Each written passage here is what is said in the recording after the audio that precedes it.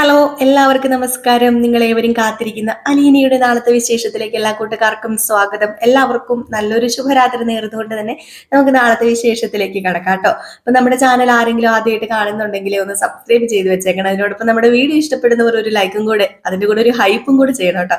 അപ്പൊ നമുക്ക് നേരെ വിശേഷത്തിലേക്ക് തന്നെ കടക്കാം അല്ലെ. അങ്ങനെ ഒരു അടിപൊളി പ്രമോ തന്നെയാണ് നമുക്ക് കിട്ടിയിരിക്കുന്നത്. കാത്ത് കാത്ത് കാത്തിരുന്ന് അലീനയുടെ അമ്മയെ എത്ര വർഷങ്ങൾക്ക് ശേഷമാണല്ലേ നമ്മുടെ അലീനയ്ക്ക് ഇപ്പം 10-20 വയസ്സായിട്ടുണ്ട്. അപ്പം 20 വർഷത്തിന് ശേഷമായിരിക്കാം നമ്മുടെ അലീനയുടെ അമ്മയെ കാണുന്നത്. അതും കുഞ്ഞിലെ കണ്ട ഓർമ്മയൊന്നും ഇല്ലല്ലോ ഈ അലീനയ്ക്ക്. പ്രസവിച്ച ഉടനെ തന്നെ വലിച്ചെറിഞ്ഞതാണോ, അതിന്റെ സാഹചര്യം എന്താണെന്ന് നമുക്കറിയില്ല. അപ്പൊ അതിനെക്കുറിച്ച് ഞാൻ കൂടുതൽ ഇപ്പൊ പറയുന്നില്ല. അപ്പൊ അങ്ങനെ അലീനയുടെ അമ്മയെ കാണാൻ പോകുന്ന ഒരു എക്സൈറ്റ്മെന്റ് ഒക്കെ ആണല്ലേ. അതിനോടൊപ്പം തന്നെ ഒരു വില്ലാളി വീരനുണ്ടല്ലോ, നമ്മുടെ ഹരിചന്ദ്രൻ ആയി നടക്കുന്ന ഹരി എന്ന് വേണമെങ്കിൽ പറയാം. പുള്ളിക്കാരൻ പുറമേ നല്ല ഡീസന്റ് ആണ് കേട്ടോ. പക്ഷെ അവർക്കൊക്കെ അറിയാം ഈ പ്രായത്തില് അല്പം കോഴിത്തര ആർക്കാണേലും കാണുമായിരിക്കും. അതിന്റെ ഒരു ഇതായിരിക്കും കേട്ടോ, ആ ഒരു പ്രായത്തിന്റെയോ എന്തോ, ഞാൻ എപ്പോഴും പറയുന്നത് പോലെ പ്രായത്തിനേക്കാൾ കൂടുതലുള്ള വികാരത്തിന്റെ ഒക്കെ ആയിരിക്കാം. വാതിലെ വന്ന് മുട്ടുകയാണ്. അപ്പൊ നമ്മുടെ അലീന കിടന്നല്ലേ ഉള്ളൂ. അലീന കിടന്നു, മുത്തശ്ശി ഉറങ്ങിയൊക്കെ കഴിഞ്ഞപ്പോഴത്തേക്ക് സത്യമായിട്ടും അലീന ആ കാര്യം അങ്ങ് വിട്ടുപോയിട്ടോ. നമ്മുടെ ഹരി ഇങ്ങനെ വാതിലെ വന്ന് മുട്ടുമ്പോൾ തുറക്കണം എന്നൊക്കെ പറഞ്ഞ കാര്യം തന്നെ വിട്ടുപോയി. ഇനിയിപ്പം വിട്ടുപോയില്ലെങ്കിലും നമ്മുടെ ഹരി മുട്ടുമ്പോൾ വാതിലൊന്നും തുറക്കാൻ പോവില്ല. അലീന അത് വേറെ കാര്യം. അങ്ങനെ ഹരി പാത്തും പതുങ്ങിയും ആരും കാണാതെ ഉറക്കമൊക്കെ ഉറങ്ങാതെയൊക്കെ കിടന്ന് പതിയെ ആ റൂമിന്റെ വാതിക്കൽ എത്തിയിട്ടോ. നമ്മുടെ അലീന തുറക്കുമെന്നൊരു ചെറിയ പ്രതീക്ഷ ഉണ്ടെന്ന് തോന്നുന്നു പുള്ളിക്കാരന്. കാരണം ആരും ഇല്ലാത്തൊരു പെൺകുട്ടിയാണ്, മാത്രമല്ല ടിപ്പ് കൊടുക്കാന്നൊക്കെ പറഞ്ഞായിരുന്നു. അപ്പൊ അതുകൊണ്ട് തന്നെ ഈ പ്രായത്തിലുള്ള പെൺകുട്ടികൾക്ക് അങ്ങനെ തോന്നിയാലോ. പക്ഷെ അലീന അങ്ങനെയൊന്നും അല്ല, എല്ലാ പെൺകുട്ടികളും അങ്ങനെയൊന്നും അല്ല. ചിലപ്പം ചിലരൊക്കെ കാണുമായിരിക്കാം.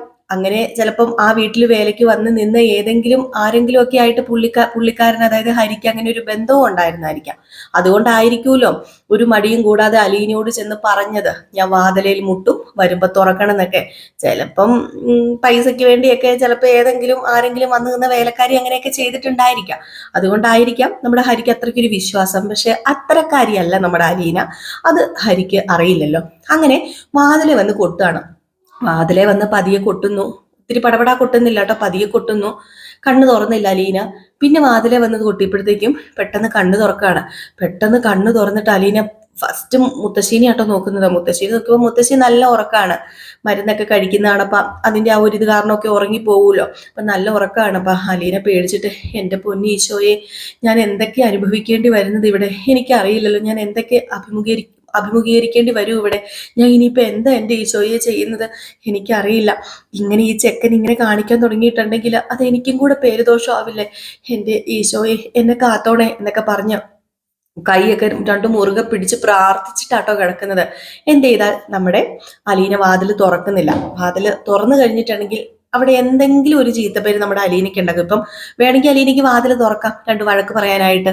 നിങ്ങൾ എന്തിനാണ് എന്റെ വാതിലിന്റെ മുമ്പിൽ വന്ന് നിന്ന് കൊട്ടുന്നത്? പക്ഷെ അവിടെ ഒരു പ്രശ്നം ഉണ്ടാക്കാൻ നമ്മുടെ അലീനയ്ക്കും താല്പര്യമില്ല.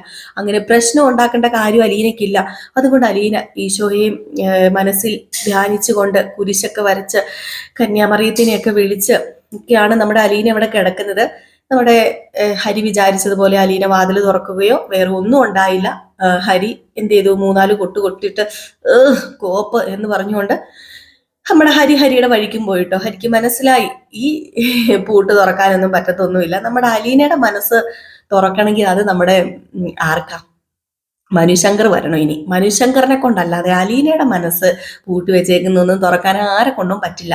അങ്ങനെ നേരം വെളുത്ത് കഴിയുമ്പോഴത്തേക്കും രാവിലെ എന്നും ചെയ്യുന്നത് പോലെ തന്നെ നമ്മുടെ അലീന രാവിലെ എണീറ്റ് പോയി കുളിക്കുകയൊക്കെ ചെയ്യുന്നു. എന്നിട്ട് ബ്രേക്ക്ഫാസ്റ്റ് ഒക്കെ കൊടുക്കാണ്. അപ്പൊ ഇതിനു മുമ്പായിട്ട് ഒരു സീന് കാണിക്കുന്നുണ്ട് നമ്മുടെ വൈജയന്തിനെ. നമ്മുടെ വൈജയന്തി ഉണ്ടല്ലോ, ഭയങ്കര ദേഷ്യക്കാരിയാണല്ലോ. അങ്ങനെ വൈജയന്തി പിറ്റേ ദിവസം അമ്മേനെ കാണാൻ പോണം. മാത്രമല്ല ഇവിടെ നമ്മുടെ കമലയുടെ ഹസ്ബൻഡ് പോവുകയാണ്. അപ്പൊ അമ്മേനെ മാത്രം കണ്ടാൽ പോരാ, വീട്ടിൽ നിർത്താൻ കൊള്ളുന്ന പെണ്ണാണോ എന്നൊക്കെ അറിയണ്ടേ ഈ വന്ന വേലക്കാരി.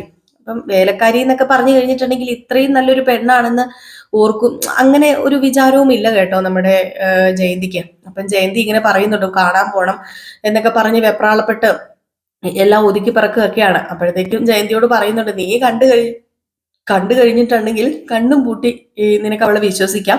അങ്ങനെ ഒരു പെൺകുട്ടി തന്നെയാണ്, സത്യത്തിലൊരു അനാഥയാ. നീ ഇനിയിപ്പം അതിനെ ചെന്ന് പേടിപ്പിക്കാനൊന്നും നിൽക്കരുത്. നിനക്ക് ആ പെണ്ണിനെ വിശ്വസിക്കാം. മാത്രമല്ല എന്നോട് പറഞ്ഞായിരുന്നു, മനു വിളിച്ചപ്പോൾ എന്നോട് കാര്യങ്ങളൊക്കെ പറഞ്ഞായിരുന്നു. ഇതുപോലെ ഒരു വൃത്തിയുള്ള ഒരു വേലക്കാരി അല്ലെങ്കിൽ ഒരു ഹോം നേഴ്സ് ആ വീട്ടിൽ വന്നിട്ടില്ല. അമ്മ ഇനി ഉടനെ തന്നെ എണീറ്റ് നടക്കാൻ ചാൻസ് ഉണ്ടെന്നാ പറഞ്ഞെന്ന് പറഞ്ഞപ്പോ, ഓ പിന്നെ ഞാൻ ചെല്ലട്ടെ, ഞാൻ ചെന്ന് ആ പെണ്ണിനെ കാണട്ടെ. കണ്ടു കഴിഞ്ഞ് എനിക്ക് ഇഷ്ടപ്പെട്ടെങ്കിൽ മാത്രം ഞാൻ ഇങ്ങോട്ട് കൊണ്ടുവരത്തുള്ളൂ. ഇല്ലെങ്കിൽ ഞാൻ അമ്മേനെയും കൂട്ടി ഇങ്ങോട്ട് വരും. വേറെ ആരെങ്കിലും കിട്ടുമെന്നേ ഞാനൊന്ന് നോക്കട്ടെ. എൻ്റെ പൊന്ന് ജയന്തി, നീ ഈ ലോകം മൊത്തം അന്വേഷിച്ചാലും അതുപോലെ ഒരു പെൺകൊച്ചിനെ കിട്ടാൻ നിനക്ക് ഇനിയിപ്പം നിർവാഹമില്ല. കാരണം അതുപോലെ തങ്കപ്പെട്ടൊരു കൊച്ച. പിന്നെ ആരും ഇല്ലാത്തത് കൊണ്ട് തന്നെ ചോദിക്കാനും പറയാനും അതിന് ആരുമില്ല. അതുകൊണ്ട് അത് എല്ലാ ജോലിയും അവിടെ കിടന്ന് ചെയ്യുന്നുണ്ട്. പിന്നെ നിന്റെ കമലയുടെ സ്വഭാവം അറിയാലോ, നിന്റെ ഏഴത്തിയുടെ സ്വഭാവം അറിയാലോ നിനക്ക്. പുള്ളിക്കാരി ആരാണ് സാധനം. കുറച്ചു ദിവസം കൂടെ അവിടെ ആ പെങ്കൊച്ച് നിന്ന് കഴിഞ്ഞാലേ ഇപ്പൊ ഉള്ള കോലം വല്ലായിരിക്കില്ല ആ പെങ്കൊച്ചിന്. വയറ് നിറ തിന്നാൻ പോലും കൊടുക്കില്ല നിന്റെ ഏടത്തി. നിന്റെ അമ്മയ്ക്കോ ചൊവ്വേ നേരെ കൊടുക്കത്തില്ല. പിന്നെ അല്ലേ ഇനിയിപ്പം വന്നു കയറിയ വേലക്കാരികൾക്ക് കൊടുക്കാൻ പോകുന്നത്. എത്രയും പെട്ടെന്ന് ഇങ്ങോട്ട് കൊണ്ടുവന്ന് കഴിഞ്ഞിട്ടുണ്ടെങ്കിൽ അത്രയും നല്ലതായിരിക്കും. പിന്നെ ഞാൻ പറഞ്ഞല്ലോ, നിന്റെ അമ്മ എത്രയും വേഗം എണീറ്റ് നടക്കണമെങ്കിലും ഇതുപോലുള്ള ഒരു പെൺകുട്ടി വേണം അടുത്ത്. ഇടി മനസ്സിനും നമുക്കൊരു ബലവും മനക്കെട്ടിയും ഒക്കെ വേണം. ശരീരത്തിന് മാത്രമല്ല, ഈ മുറിവ് മനസ്സിനെയും കൂടിയാണ് ബാധിച്ചിരിക്കുന്നത്. അസുഖം വന്ന് കിടക്കുമ്പോൾ നമ്മളെ പരിചരിക്കുന്നവരുടെ ഗുണമേന്മ പോലെ ഇരിക്കും നമ്മൾ എത്ര പെട്ടെന്ന് സുഖപ്പെടും എന്നുള്ളത്. ഒരു ഡോക്ടറിനെ കാണാൻ പോകുമ്പോഴേ അപ്പോഴത്തേക്കും പെട്ടെന്ന് നമ്മുടെ വൈജയന്തി പറഞ്ഞ് നിർത്ത് മതി, എന്തിനാ ഏത് നേരവും എൻ്റെ പൊന്ന് ഇവിടെ കിടന്ന് ഇങ്ങനെ ഓരോന്ന് പറയുന്നത്. അയ്യോ പേര് പെട്ടെന്ന് ഞാൻ മറന്നു പോയിട്ടോ, അതുകൊണ്ടാണ് കേട്ടോ. ബാലേന്ദ്രൻ, അത് തന്നെ ബാലേന്ദ്രൻ എന്ന പേര്. അപ്പം എന്തിനാ എൻ്റെ പൊന്നു ബാലേന്ദ്രൻ എപ്പോഴും ഇവിടെ നാഴികയ്ക്ക് 40 വട്ടം കിടന്ന് ഇങ്ങനെയൊക്കെ പറയുന്നത്? ഓ, എന്തെങ്കിലും പറഞ്ഞു തുടങ്ങി കഴിഞ്ഞിട്ടുണ്ടെ പിന്നെ അങ്ങോട്ട് മെക്കിട്ട് കയറിക്കോളും. അല്ല ജയന്തി, നീയും ഇങ്ങനെയൊക്കെ തന്നെയല്ലേ? നിന്നോട് എത്ര പറഞ്ഞാലും മനസ്സിലാവില്ല. നീ എന്താണെന്ന് വെച്ചാ ചെല്ല്. നീ അങ്ങോട്ട് ചെന്നിട്ട് നിന്റെ അമ്മേനെ കൊണ്ടുവരുവോ? ഇനിയിപ്പൊ ആ പെണ്ണിനെ ഓടിക്കാതിരുന്നാൽ മാത്രം മതി. ഓടിച്ചു കഴിഞ്ഞാലേ നീ കുറെ പാടുപെടും, അറിയാലോ. ഇപ്പൊ ഈ സർവൻസിനെ കിട്ടാനേ അത്രമാത്രം ബുദ്ധിമുട്ടാന്നൊക്കെ നമ്മുടെ വൈജയന്തിയോട് ഹസ്ബൻഡ് പറയുന്നുണ്ട്. അങ്ങനെ രാവിലെ ആയല്ലോ. അപ്പൊ അവിടെയാണെങ്കിൽ നമ്മുടെ അലീന രാവിലെ എണീറ്റ് കഴിഞ്ഞപ്പോഴത്തേക്കും ആണെങ്കിൽ കമല പറയുന്നുണ്ട്, കമല അവിടെ സംസാരിക്കുന്നുണ്ട്, വരുന്നുണ്ട് തള്ളേനെ കാണാനായിട്ട്. ഇനിയിപ്പം അവക്ക് അവിടെ ഒരു സമാധാനം കാണത്തില്ല. വന്നിവിടെ നിന്ന് എത്രയും പെട്ടെന്ന് കെട്ടിക്കൊണ്ട് പോട്ടെ, അത് തന്നെയാണ് നല്ലത് എന്നൊക്കെ പറഞ്ഞ് പുറപുറത്തോണ്ട് നടക്കുകയാണ്. പുള്ളിക്കാരൻ ഗൾഫിൽ പോവുകയാണല്ലോ. അപ്പോഴത്തേക്കും തന്നെ നമ്മുടെ മുത്തശ്ശിക്ക്, അതായത് നമ്മുടെ മുത്തശ്ശി എന്ന് പറഞ്ഞാൽ മതിയല്ലോ അല്ലെ, വൈജയന്തിയുടെ അമ്മയ്ക്ക് മനസ്സിലായി വരുന്നുണ്ട്, ആര് വരുന്നുണ്ടെന്ന്. വൈജയന്തി വരുന്നുണ്ട്. അങ്ങനെ വൈജയന്തി വരുന്ന കാര്യം നമ്മുടെ അലീനയോട് പറയാണ് കേട്ടോ. എൻ്റെ മോൾ ഇന്ന് വരുന്നുണ്ട്, മോളെ നിനക്ക് കാണാലോ, എൻ്റെ മോളെ ഇന്ന് വരുന്നുണ്ട്. ഇനി 2-3 ദിവസം ഇവിടെ കിടന്ന് ഈ നരകയാതന അനുഭവിച്ചാൽ മതിയല്ലോ. അങ്ങോട്ടേക്ക് പോയി എനിക്ക് പരമസുഖ.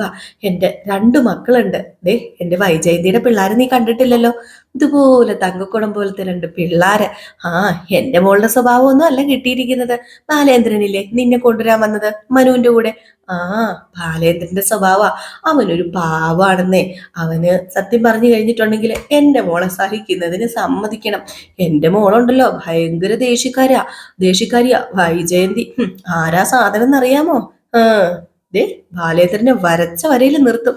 ഏതായാലും ഇതൊക്കെ കേട്ട് കഴിഞ്ഞപ്പോഴത്തേക്കും നമ്മുടെ വൈജയന്തിനെ കാണാനുള്ള ഒരു ആകാംക്ഷയിലാണ് കേട്ടോ.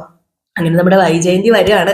വൈജയന്തി വന്നു കഴിഞ്ഞ് കമലയോട് കുറച്ച് സംസാരിച്ചു കഴിഞ്ഞിട്ട് നേരെ റൂമിലേക്ക് ചെല്ലുകയാണ്. റൂമിലേക്ക് ചെല്ലുന്നില്ല കേട്ടോ. റൂമിലേക്ക് ചെല്ലുന്നതിന് മുമ്പ് തന്നെ, അതായത് അമ്മേനെ കാണാൻ പോകുന്നതിന് മുമ്പ് തന്നെ നമ്മുടെ വൈജയന്തി വന്ന സാധനം എന്തിയെ കണ്ടില്ലല്ലോ.